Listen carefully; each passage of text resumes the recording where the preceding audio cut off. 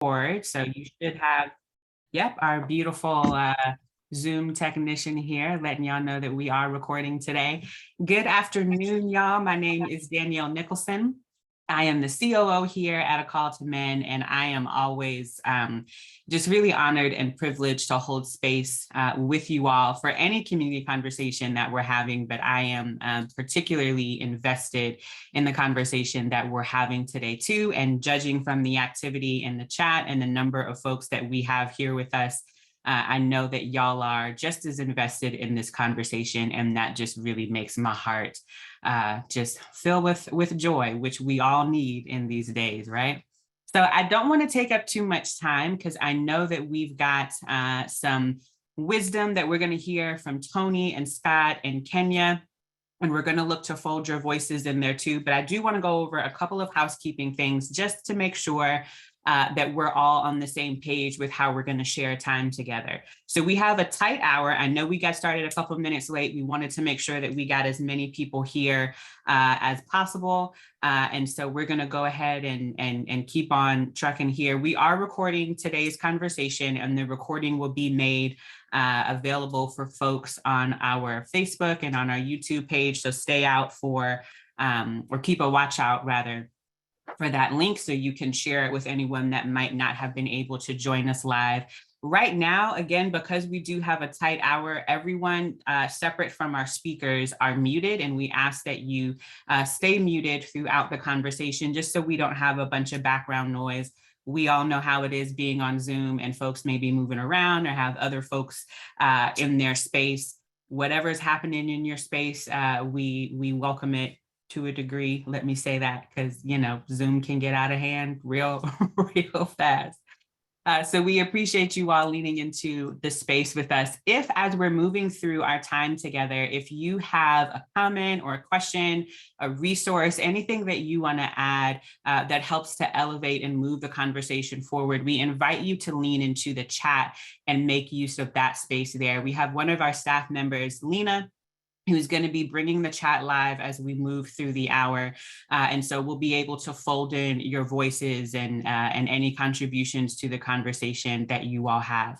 I do also want to say that we do have an ASL interpreter with us today. Her name is Mandy, and you'll see her spotlit on the screen here with myself, Tony, Scott, and Kenya. You should be able to see her at all times, but if something happens with technology and you lose sight of her, if you click on that participants button in your Zoom bar on the bottom of your screen, that participants window will pop up. And her name is ASL Interpreter-Mandy. And so you can just right click on her name and you'll see a couple of options come up. And one of those is the pin option. So you can pin her and make sure that you can see her at all times. All right, so I don't want to take up any more time because I know we've got a lot of ground to cover in our conversation today. So Tony, I'll go ahead and turn it over to you here. All right, cool. Thank you, Danny. And good to see everybody. We haven't had a community conversation for a minute, so it's exciting to be back and to have you all present in this space with us. As you know, enjoying the conversation, and our focus today, you know, is really looking at the fact that we continue to live in a male-dominated society. We continue to live in a society that's rooted in white supremacy culture. All right, that's the direction we're going in. And with that being said, our focus today is on white men and boys. We're very intentional on that. You signed up knowing that, and we're unapologetic, and that is our focus, because we know how we can get to the what ifs and start othering and start bringing a whole lot of stuff. We're going to ask everybody to stay right there with us, right? We always welcome live conversations in the chat, but we're asking that the conversation stays right there. We don't want to hear about other groups of people and their behavior and whatnot. We know other folks got behaviors and other stuff going on, but that's not what we're talking about today. We're centering the experience of white men and boys, right, as it relates to a race construct, white supremacy culture, anti-Blackness, right? That's what we're talking about today. And I also want to say, look, unfortunately, that we have folks that are trolls out there that are just joining us. just to disrupt what we're trying to accomplish today, we will remove you and not let you back in. I need to say that right up front. So if that happens, you understand why it happened. In some respects, we're focused on maybe the last 10 years or so, but come on, truth be told, we could be talking about the last 400 years. But to speak about our most current and recent experience with mass shootings and the experiences and the collective socialization of white men and boys, we're kind of focused on the last 10 years or so. With that being said, you know, statistics confirm that most of us have observed that hate incidents are increasing in the United States. White supremacists argue that the influx of immigrants, people of color more specifically, will lead to the extinction of the white race. And they're willing to do whatever they deem necessary to preserve and defend their position in society. They see themselves as taking the action directly against the offending culture and people by eliminating them. And that's what we've been experiencing. I want to introduce you, first of all, to Kenya C. Hall and Scott Davis. They're here with me today, and we're going to hear from them and their wonderfulness and experience as it relates to these topics. I want to take a moment and ask them both to introduce themselves. Kenya, would you like to go first, please? Sure. Hi, again, my name is Kenya Hall. I am a social worker who lives in Maryland. I am originally from Buffalo, New York. I was born and raised there, but has lived most of my life outside of the city, but very, very, very much still connected to my community. So that shooting that happened was the east side of Buffalo. That is where I grew up. And it is still affecting us to this day, even though it's fallen out of the 24-hour news cycle.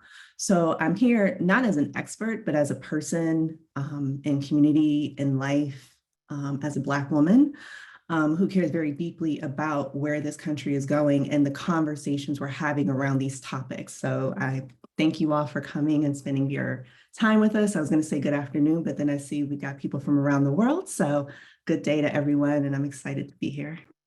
Thank you, Kenya. Appreciate you, sister. Scott? Hey, y'all, I'm Scott Davis, and I'm here in Tewa land, which is northern New Mexico on your maps, and really appreciate being in the conversation. I'm a Mason by trade and work as a project manager for Okewinge Housing Authority. And I've been doing this racial and gender justice work for, I don't know, going on 15 years now. Really appreciate being here and growing up, I would say straddle class. So middle class, but coming out of working class, growing up that way and living most of my life working class as a white man in this world. That's the only expertise I bring to this. My experiences, my observations, and my independent study. And I want to say hi to Dad. Hey, Dad, I saw your name pop up there. So I'm really glad that you joined us today. Thank you very much for supporting me the way you do.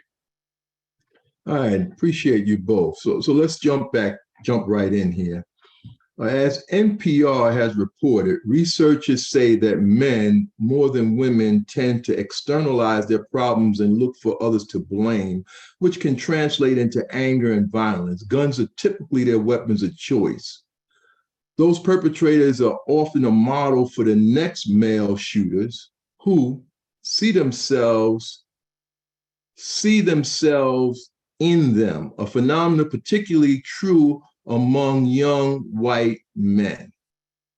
Data from the Violence Project shows that white men are disproportionately responsible for mass shootings more than any other group.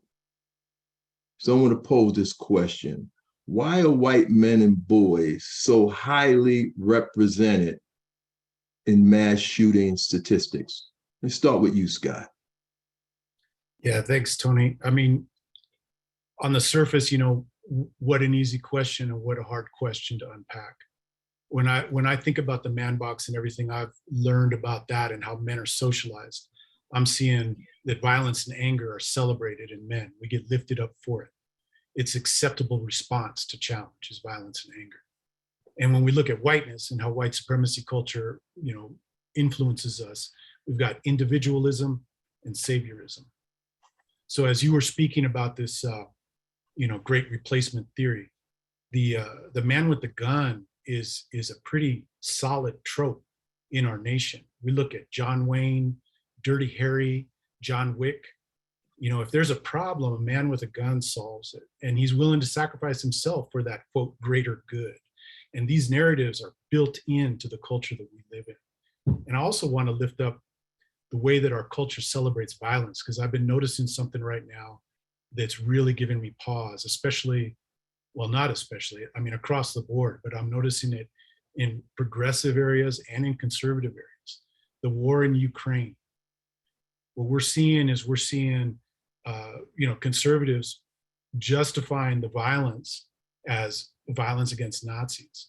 But we're also seeing progressives glorifying Ukrainian violence just as much. So whatever side of that you're landing on, the glorification of violence is really disturbing to me, highly problematic within our culture, and gives credibility to the lone man with a gun going out to solve problems. And I think that as white men, the way that we are enculturated and socialized to be that savior, to be that individual, as well as to respond to adversity through violence, is a lot of the reason we're seeing these numbers the way we do. I appreciate that. Ken, you have any thoughts on that? I mean, I would just add to that, right? It's not just the masculinity and the violence, it's who's allowed to display that.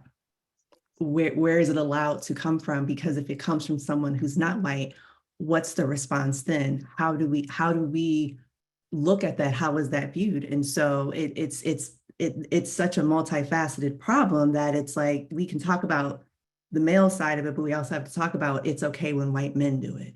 But if a Black man, if a Latina man, if a Asian man, if anyone else does it, then it's a different story.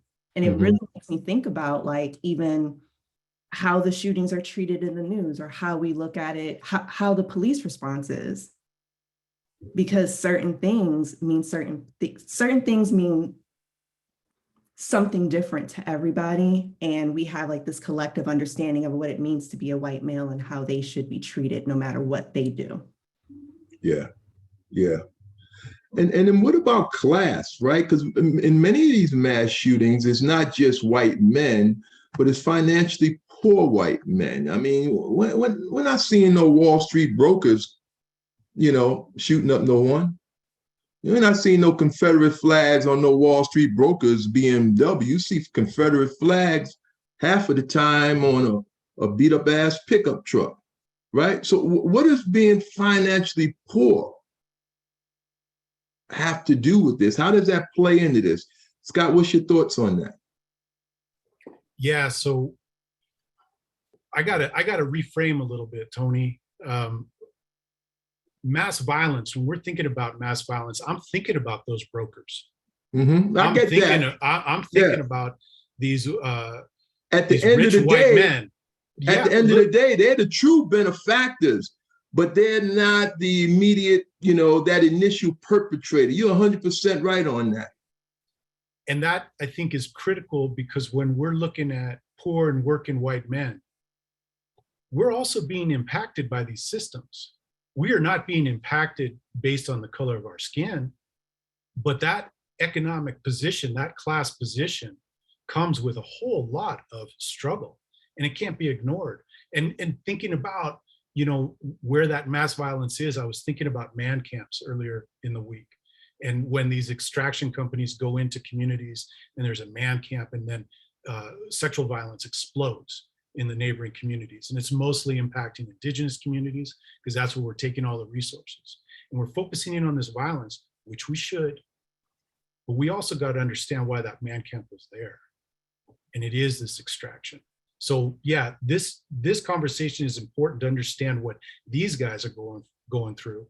The white men who are economically challenged, oppressed, if you will. White folks came here fleeing oppression. That was the reason to come to this place. And we've been weaponized once we came here in the service of capital. We got two narratives running that I think are important to understand. White nationalists are recognizing the pain of poor and working class white folks, and then giving them an easy target and saying it's immigrants and Black people.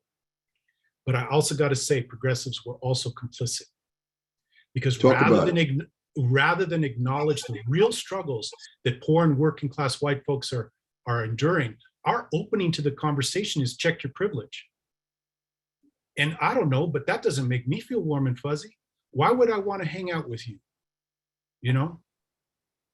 I personally have more in common with Black and Indigenous carpenters and plumbers than I do with white senators and CEOs. That's just the truth. But both conservatives and progressives, in a different way, are telling me that my loyalty lies with the senators and the CEOs. I don't know, Joe Biden? What the hell, man? I got no idea how he lives his life, right? So I want to say, and so, you know, going out on a limb, whatever, maybe not. White privilege is real, but it doesn't pay the rent and it won't feed my children. And we got to understand that in order to get to a spot with white men, we got to recognize that a lot of us are also struggling. It's a different struggle, and we can't compare it apples to apples, but it's still a struggle. We have a common foe. I want you to come, we're going to talk later about, you know, how we can begin to find some solutions and deal with this issue in a more intentional way. But I want to just stay here for a minute. This relationship between whiteness and being financially poor, right? And I hear you talking about the exploitation of financially poor white men. I heard you mention replacement theory and how that ties into this. We just want to stay here though for another minute, because this is just important. Kenya, what comes up for you? It makes me think of a term that I've learned a couple of months ago called positionality, right? So we always talk about being intersectional and intersectionality, right? So our identities. But what we sometimes don't talk about, or we fail to talk about, I should say, is how our identity informs the positions we have in this world. So that is our job, our education, our socioeconomic status, and that is including race, religion, sexual identity, gender identity, so on and so forth. And so all of those things, what I think Scott was talking to is positionality, right? So like how your intersecting identities inform your opinions, your biases, and how you think about things based on who you are. So if you are a Black man and you're in a school and you're a principal, how do your identities inform how you operate inside of your position? Like I want to say positionality came out of sociology research, but I think it's a really important conversation to have inside of these kinds of spaces too.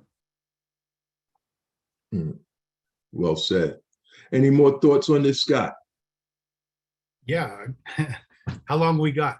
Go for it. I agree with you, Kenya, and I'd appreciate you bringing that, because that, I think, is, there are two things, not only what you said, but also the language you're using and how you're saying it. I look at my own process in this work, and I have educated myself and been educated by others. I understand the word positionality. I understand the word intersectionality, right? I'm thinking of a white miner in rural Kentucky who does not know what these words mean. And I think a lot of times in our movement spaces, just through our language, we create barriers to folks who actually are really potent and powerful allies. Because if we are going to win, we need a lot of people on board. Racial justice and economic justice are intimately intertwined. You know, we can definitely say, yes, this white man and this Black man, this white man's got a little bit easier. But if you can't feed your kids, how much is that privilege really worth? You keep coming back to that. You can't feed your kids in privilege. Tell us a little more. What's that about for you? What's really, not really, but what is resonating for you? Can you speak specifically to that statement you're making? Yeah, I'm talking about the conversation around privilege, and I think that we need to talk about it. It needs to be part of the conversation. but how we enter the conversation makes a difference. Because when you are poor and working and struggling to keep the lights lit, struggling to feed your kids, when you're in that place, taking time out to think about your privilege is a huge ask. I got to make sure that there's food on the table. I got to do the things I got to do to pay my rent. And the first thing that's being asked of me is to look at this privilege. That's not to say that it's not real. That is not to deny it as being a thing. It is just not a way to start the conversation. It's not a way to grab men's hearts. Okay. All right. We'll talk a little more about that, I'm sure. Let me switch gears for a quick second. That's Kenya, was something else you wanted to tap on? All right, let me switch gears. I just want to talk about the media for a second.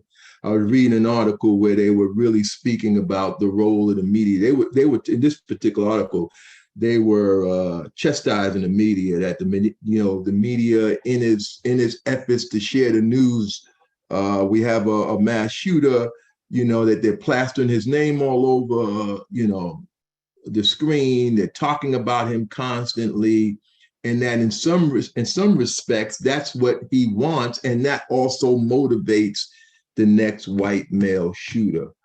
But just with the media in mind, Kenya, what comes up for you in regards to their responsibility in these situations? So making sure the perpetrator isn't amplified, right? It's kind of a small part of this for me. I think, yes, the media has to take a very careful approach about how they talk about the motive, the manifesto, if it's available, consider language use, et cetera. Yep, can that help? Absolutely. But the reality is we're not just getting our news from CNN and MSNBC anymore. We're getting it from Twitter, Instagram, Facebook, social media in general.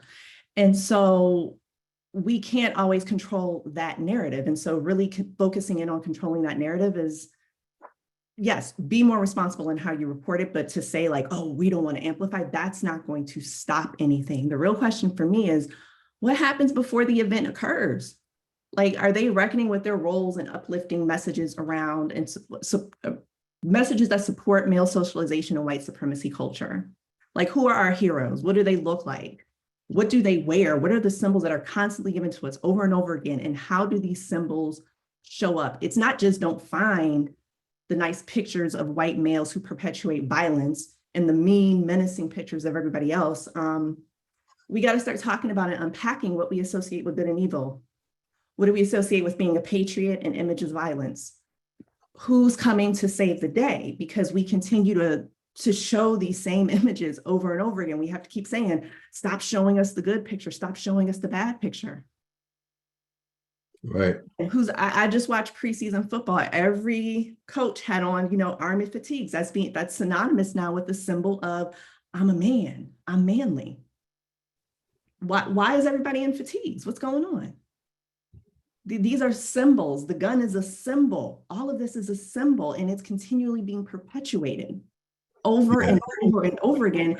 And to Scott's point earlier, liberals, progressives, whatever you want to call them, and conservatives are all guilty of that. Yeah, and it's so polarizing right now when you think about it. And many of us, can find ourselves here. Who watches media that has a different viewpoint than yours? You know what I mean? If you're Democrat, if that's your political persuasion, how often do you tap into Fox, right? If you're Republican, how often do you tap into MSNBC? That's also very interesting. And social media with the algorithms and all, they will keep you focused on your own points of view as well. So it's, we're not having, conversations with different points of views at all, let alone in a respectful way, right? Scott, you have any thoughts on media? Yeah, I do. I really appreciate that, looking at that polarization and the way that media is lifting things up. And I also want to have a little caution around it, recognizing that prior to social media, you see pictures of fashion from World War II era, and those Ike jackets were always real big, right? That was big fashion statements, wear that Ike jacket. And excuse me for, some content warning here. When we look back at lynchings, this was happening without modern media, and yet hundreds of people were showing up. And so the way that these cultures are being perpetuated, media, I believe, is exacerbating the problem. But this problem is way prior to Facebook. It's prior to radio, Right, it is. It's just the instant access. Just social media just takes to a whole nother level. There's no question about that. Let's stop for a moment, because I see the chat is constantly blowing up, and we appreciate you all helping us to engage in this, this important conversation. I'm gonna ask Lena. Lena, come live. Bring some of the voices from the chat live for us. Absolutely. Thank you, everybody. And I agree with Tony saying, wow, there's so much in the chat. Beloveds, this has to be conversation one of many. So there was a lot of highlighting of entitlement, the need to be talking about how do we make the media responsible, how things get framed, the need for media literacy, the need to dissect the white saviorism that sometimes comes across as like, hey, my intentions are good, I'm trying to do a good thing here, but understanding how that disempowers and uses power over folks. It's the whole idea, right, beloveds, between charity and justice. Like we need to struggle with that. I'm a good charitable person, but I'm seeking justice at the end of the day. Let's be clear. Really acknowledging that violence is a taught behavior. Also, there was a really interesting conversation around, I think it was Scott who said that Wall Street brokers, right, are not mass shooting people, right? However, people right away in the chat were like, yes, they might not be doing that, but there's other forms of violence that they are doing. And on the chat, people highlighted that capitalism is violence. Is violence, yeah. And the last piece, beloved, that I'd love to highlight is around the piece that Kenny, you were talking about positioning, right? We at A Call to Men talk about the margins of the margins, and I don't know, Tony, if you're going to touch on that, right? But that really is in connection to the idea of positioning, understanding. So a Latino person, as a Latina woman in the United States, I experience oppression, but I certainly do not experience it at the level that Black folks or Black women or Black trans women, to be more specific, experience. And that I have to be cautious of my positioning and to remember who I'm accountable to, and I think for white folks, there's some rub around that, understanding, yes, there's white poor folks, yes, there's poor BIPOC folks, but if you're white in the current construct of America, you have a leg up. And we have to be talking about that and understanding and use it so that people who are not there get that. And there's too much more, beloved. I hear you. I lied. Go ahead. Incredible thing that someone just simply said, white supremacy culture cuts you off of your emotions also. So connecting again to manhood, right? And healthy masculinity and healthy manhood. That was a really piece that was lifted up there. Appreciate that. Great job. I'm gonna come back to you before we bring this time to a close. So y'all keep blowing up the chat. Lena's gonna bring it live one more time for us. And one thing you said you said many things, but one of the things I've been holding on to is the importance of we as a people expanding our definition of violence, right? We have to expand our definition. Now, I know for some folks, that's going to be like, come on, man, give me a break, right? But I'm on that, right? For example, those folks who choose to take away a woman's right to choose, right? Taking away a woman's right to choose. Or other people right to choose what they can and cannot do with their bodies. I see that as a form of violence against women and other people. I believe firmly that we have to expand our definition of violence. That's a sidebar. I want to come right back here though to what we're talking about this time, but I just felt it's important to mention that. All right. All right, next question I want to throw out at y'all, and I want to start with you, Kenya. When events happen, you know, you're a licensed therapist. When events happen and we hear about the need for mental health services, screenings, etc., you know, we hear about it all the time, right? That's the first thing we hear about the mass shooter's mental health, right? And that's the first thing. But it almost as if it's used as a justification because nothing really seems to come, you know, mass shooters who are white have mental health problems, mass shooters who are black are thugs, right? Nothing really seems to come of that conversation, all right? We seem to be missing the opportunity for a bigger conversation. In your estimation, what should we be focused on? Sure. So let's be clear, mental health is important, like full stop, not saying that. And as a mental health clinician, as people, you know, someone who works with people, it is 100% important, but it's deflection, right? So I follow this woman on social media. Her name is Imani Barbarin. She's a Black woman. She's an actress, model, content creator, but also a disability blogger. She said something that I had not put words to before. She made a video in response to how liberals use intelligence language to note when they don't have to take conservatives seriously. And then she likened that to how conservatives use mental health when mass shootings happen to detract from the need for sensible gun laws. So in both instances, we're using this language to forget, to discard, outside someone. You don't have to take it seriously. So I'll say this, I'm in no way, shape, or form fully versed on the history of gun ownership in this country. I know a few things here and there, still continue to learn because this is always a process, but let's be clear, they're not fighting for their right to hunt and protect their homes. That's not what this conversation has ever been about. I don't hunt, but I do know an AR-15 rips through its target. So you're not using that to hunt something with. Mm-hmm. The reality is guns have been used throughout our history to maintain or defend a perceived racial hierarchy, right? You spoke earlier about the great replacement theory and how they are worried about the replacement of the white race, right? So we are trying to maintain this racial hierarchy.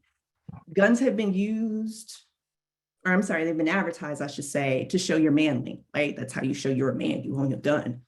So unless we are really, truly, truly, truly ready to have this conversation about our history with guns, including how we advertise and the legislation that came, why the legislation was developed. Like, I don't know how things change, but to continually go back to mental health as the problem is such a sad deflection because the history of guns in this country is 100% rooted in male socialization and white supremacy culture. Yeah. Scott? Yeah. You know, I believe, and, you know, like I said, I'm not a scholar, I'm self-educated. So if I get this wrong, excuse me. One of the origins of what we understand as race comes from slave codes in Virginia in the 17th century. And one of those codes was that white slaves could own a gun and black slaves could not. So yeah, Kenya, to your point. And I also, I just, the only thing I wanted to add about the mental health piece is that when we are pointing the finger at mental health as being a cause of this violence, we are also stigmatizing folks that are struggling with mental health. Folks with mental disabilities of any kind who are way more likely to be the victims of violence than the actual perpetrators. Well, so people that we need to be centering, folks that are in those margins, Tony, we're saying, well, that's the problem. That's where this violence is coming from. I say bullshit. I call bullshit on that. I appreciate that. I appreciate that. We can stay here. There's a few more things I want to get to, and we're short on time, and we could really, really stay right here. We're having so many mass shootings that is so pervasive that it's being normalized. You know, we're talking about putting AR-15s in classrooms. We've been talking years about arming teachers. You know, we're talking about all the various ways to react to it versus prevent it, right? We got our kids, you know, if anybody has a kid that's, you know, 18 or younger, they, what do you call it in school when they're preparing for mass shootings? You know what I mean? That's those drills. That's a common part of their experience. I was in school, we used to go on fire drills, look forward to it, play around outside a little while and shit, before we had to go. Now you have kids going on drills on a regular basis to prepare for mass shootings, right? So much of the work is around how to react to it, because as a society, as a white male dominating society rooted in white supremacy culture, we continue to figure out how to react to it because we don't want to have the hard conversations around what it actually means to prevent it. Because what it actually means to prevent it means to have a conversation around, have the conversation we're having right now. What is the socialization, the experience of white men that's lending to this violence? Until we have that, you know what? I think we need to jump to that right now based on time. Now, let me stay here, Kenya. I just got on the soapbox and I got to pull myself back. Kenya, what's your thoughts about reacting, versus preventing? Right. I think it's sad, right? Like, we are creating a society where we are training up our children to be used to violence. Think about that. They have active shooting drills, or they call them mass shooters, it depends on where you are, but they are active shooting drills. And what we've learned is that they don't protect the children. It doesn't help, it doesn't save them. So now in Ohio, teachers can train for less than 24 hours and carry a gun on site. A county in North Carolina is looking to put AR-15s in the school in case something happens. Let me tell you about the good guy with the gun. So I'm sure all of you have heard the story of what happened in Buffalo. There was a good guy with the gun. But guess what? If the bad guy with the gun shows up in protective gear, the good guy can't stop him. Aaron Salter was a retired cop who took a shot. I am sure he stopped the carnage that was supposed to happen. I'm sure he stopped it. But the point of the matter is he couldn't stop what actually happened, because a good guy with a gun is a myth. We are normalizing violence. And then we wonder why our children are acting the way they do. We are normalizing this for them. Why are we here? We know why we're here. When are we going to have the real conversation about how not to be here? We have red flag laws, also known as extreme risk laws. The kid who was outside of Binghamton, New York, he was flagged. The problem was when everybody did what they were supposed to do, the school, state police, everybody did what they're supposed to do. When he went to the mental health specialist, it was a 15-minute evaluation. I have never in my life believed that if someone poses a risk to themselves or others, if they come to me and say, JK, just kidding. Oh no, we're doing the full eval because we need to talk. That didn't happen. That didn't happen. And why didn't it happen?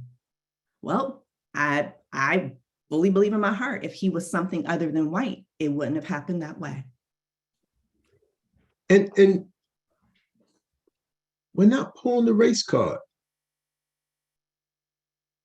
Can't have that as a simple response. You're pulling the race card again. If we're going to prevent this violence, we have to have some critical conversation that leads to decisions, solutions, action as to what is the experience of white men, white boys to men, that leads to them being disproportionately mass murderers of Black and brown people. And is there a correlation to them being financially poor that leads to their exploitation? If we're not going to have that conversation, and we can't get AR-15s out of their hands, we need to just continue to prepare for the next mass shooting. That is the conversation. And based on politics and polarization, we are not having it. Scott, you have thoughts on this? Yeah. One of the things that I learned from you, Tony, and from A Call to Men is that we need to invite men, not indict men. And that stuck with me, man. That signed me up. Like folks are saying, hey, you're welcome here. Let's talk. Let's sit down. Let's talk. Right. And I think this is true for all men. This is Right. true for all men.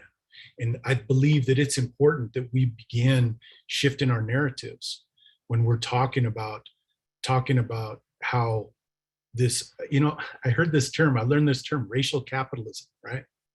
And I remember when I first learned it, it was a few years back, and I'm still struggling with it because I'm wondering to myself, when is capitalism not racial? If we got racial capitalism, what's this other capitalism that isn't racial? It is. And so we got folks who are struggling under this system of racial capitalism. Folks, white folks that are struggling under this system, and they are becoming the villains of our narrative. Instead of looking at who is really impacting all of us. These white senators and CEOs, I say it again, white senators and CEOs who do have the power, do have the resources to pull the strings. I'm thinking about Kenosha. That shooter in Kenosha got off. His victims were white. So when in the service of capitalism, racial capitalism, white supremacy, all of these systems, guess what? White guy gets thrown under the bus just as fast, right? Yeah. Yeah. Yeah. So yeah, I think that is that's really important, that we bring class into this conversation deeper, that we be looking at that and asking, how do we build solidarity? How do we create multiracial movement? MLK knew it. The Black Panthers knew it. Ann Braden knew it. Right. This is how we get to power. Right. And this becomes a hard conversation. And I see stuff in the chat because it becomes hard at this point in time. But I want to ask the two of you, and we're short on time, so we need to be brief. Because most people will say, F that. But I'm going to pose the question.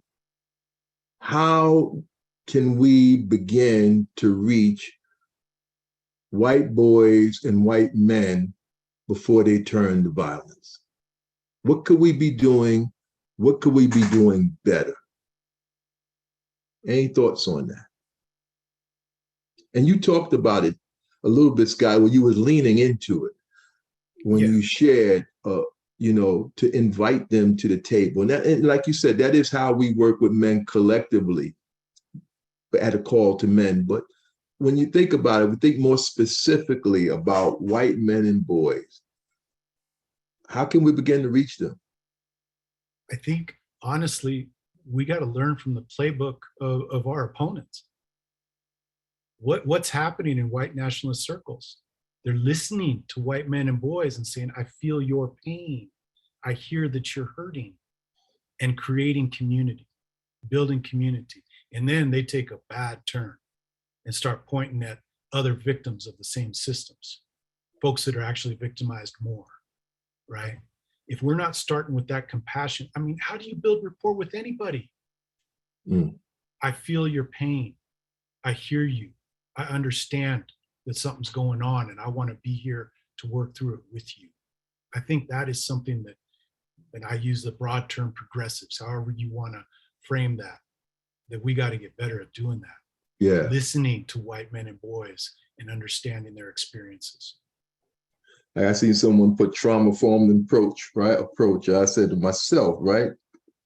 What trauma are we talking about, right? What's the trauma of being a white man that hey, you're Tony, not getting your share of white privilege? You know what I mean? What's the trauma associated with being a white man that you're not getting yours? So it's traumatic.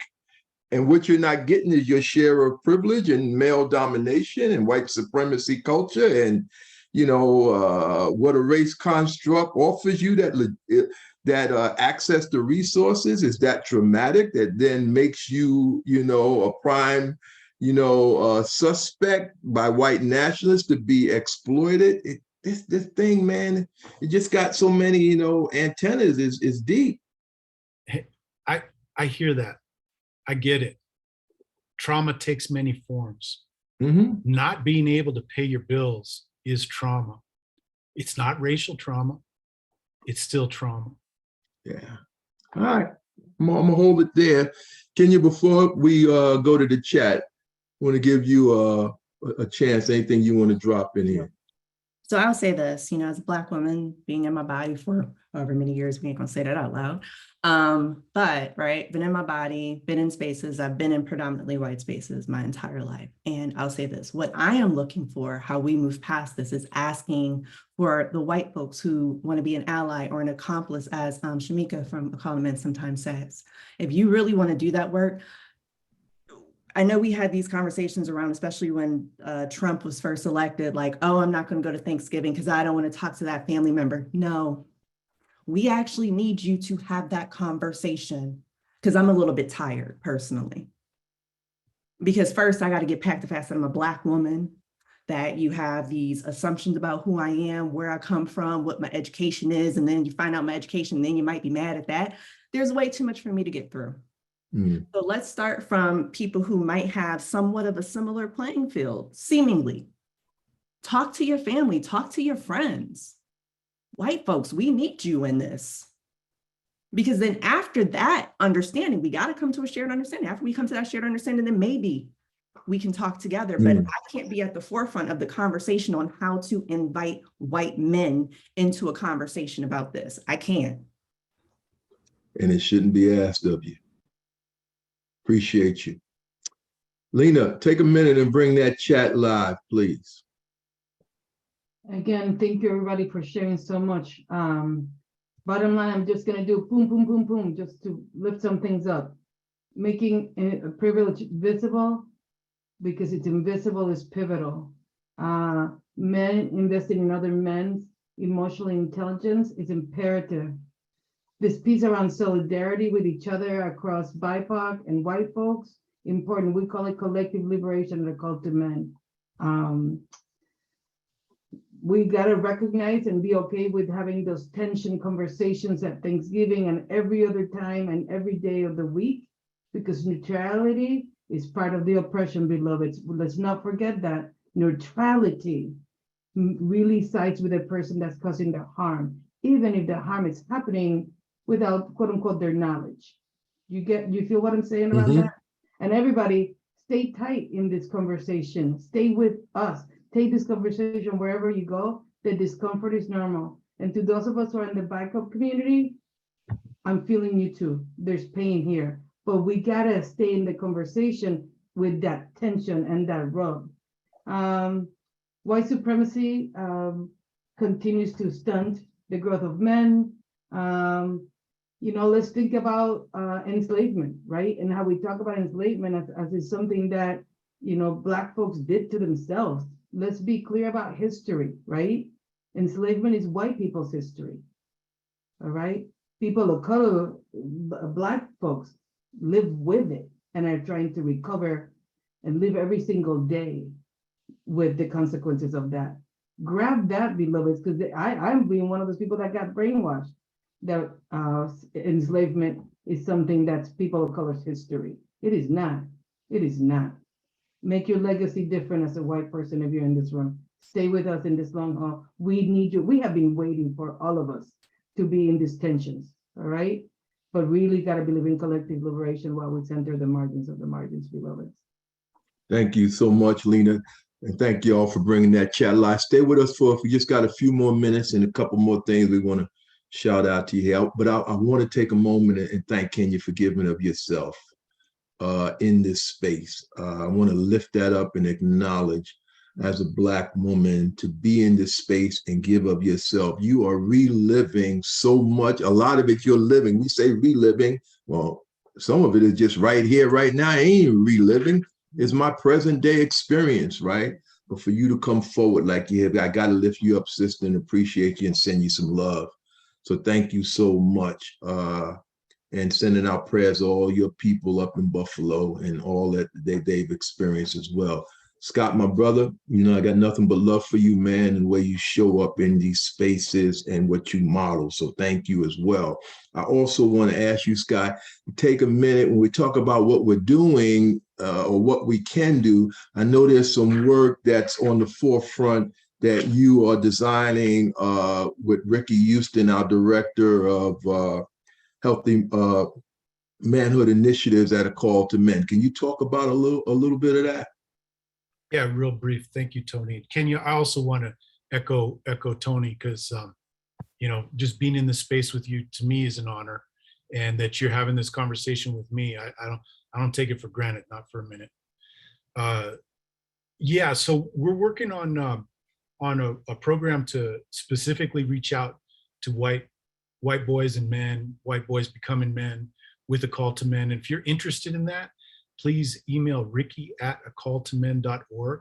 It's going to be a couple months before we're unveiling anything, but it's in the works. And I really appreciate Tony and A Call to Men for reaching out to help design this new facet of the work for this organization. I feel is very important, and clearly it's close to my heart. And I'll pass it to Kimia, I believe. Yes.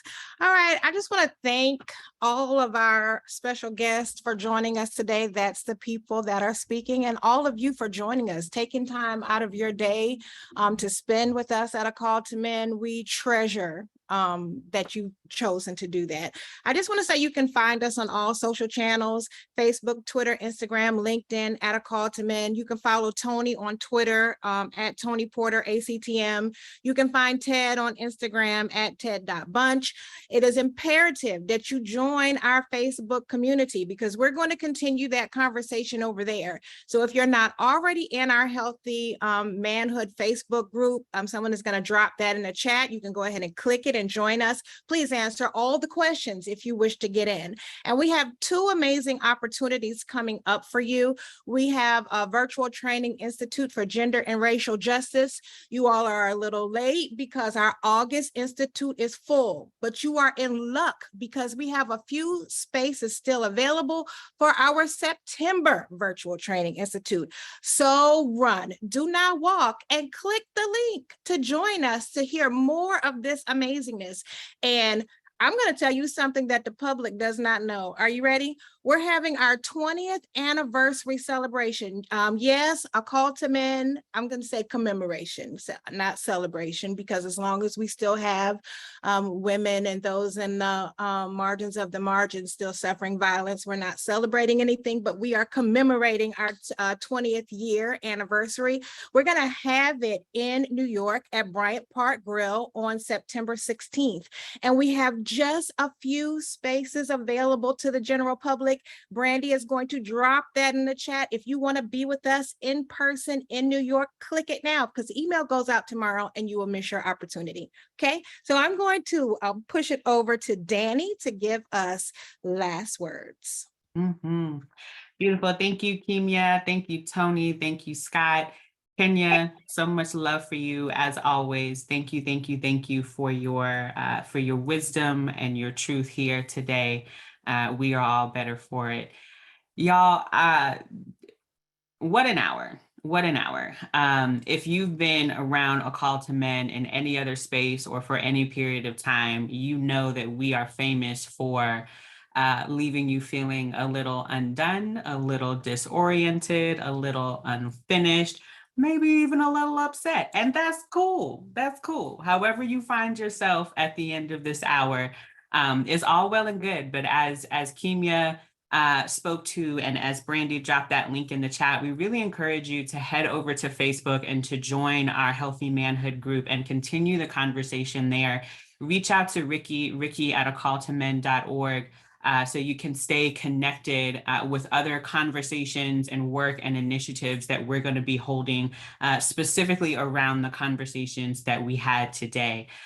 We are incredibly grateful to be part of a community where we can come together and have such challenging conversations in a way that we were able to do here today, right? I know the chat was moving. I was trying to keep up. There's 1,000 things happening. And I know that there were a lot of folks agreeing with each other, but there was also some challenges happening in there too, right? And being part of a community where we can lean into these necessary yet incredibly difficult conversations and hold each other's humanity at the same time is beautiful. And so it is truly an honor and a privilege to be part of this work and to be part of this community with you all. And we know that we're not going to stop the conversation here, and you all aren't going to stop the conversation in your communities and in all the spaces that you show up. And so we are really honored and are looking forward to continuing this conversation and many others with you all. So have a wonderful rest of your day. Thank you so much for joining us. Take a moment to do something that feels delicious to you, that pours some joy back into your bones. If it's sunny where you are, get outside into some sunshine, drink some water, get a little movement back in your body, because as we know, there is much work ahead of us. So I'm going to invite everyone here as we close out our time, as we always do, to unmute, put your voice in the space, and yeah, just say goodbye and well wishes as we close out our time together. It's been a real joy. Thank you. Bye, everyone. Thanks for coming. Everyone. Take care. Great happy Nice hour. stream. Great happy hour. Thank you. Oh my God. Tony, always good to see you, brother. You too, Bob. Hey, Ron. Ron, what's up, man? Hey, brother, how you doing, man? Good to We're see gonna you. talk real soon. Let's Bye, do that. beloveds. Okay, man. Take care, all. Gratitude, huge gratitude. All right, take care. Appreciate you all. Thank you. It's always so cool to see so many names that we, people we've been connected. Yeah, I know. I miss everybody. Hello, All right. Stephanie. Thank you for this beautiful conversation. Thank you. What's going on, sister girlfriend? Hey, greetings All from right. New York City. This was a beautiful conversation, and Good to I see you. get the hard questions. I'm like, why Black folks got to be the person to, but it's important that we are.